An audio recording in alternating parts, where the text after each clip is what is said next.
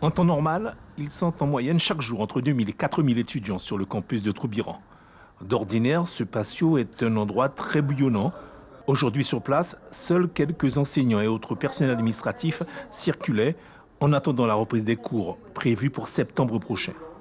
Il y a des collègues qui font des journées de présence sur site parce qu'ils ont besoin d'accéder à des dossiers papier, ils ont besoin d'accéder à une meilleure qualité d'Internet, ils ont besoin de travailler peut-être en présence avec d'autres collègues.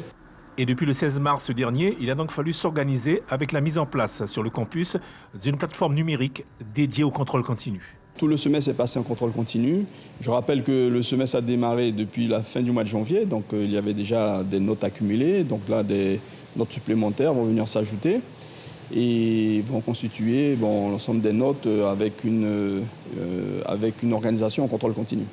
Et devant l'impossibilité de maintenir des examens en présentiel, l'Université de Guyane s'est, semble-t-il, donné les moyens de plusieurs options. Il y a des choses qui seront un petit peu spécifiques, c'est-à-dire par exemple l'organisation du concours de médecine. Donc ça se fera à la fin du mois de juin. Nous envisageons, en espérant que la situation évolue favorablement, peut-être d'organiser des sessions d'examen et d'accueil du public particulier, notamment ceux qui ont été très empêchés. Donc ça c'est important pour pouvoir mieux les accompagner.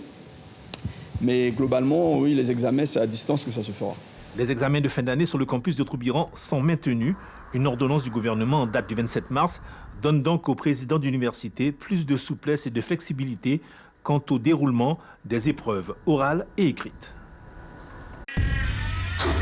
Suivez l'info sur Guyana Première, télé, radio et Internet.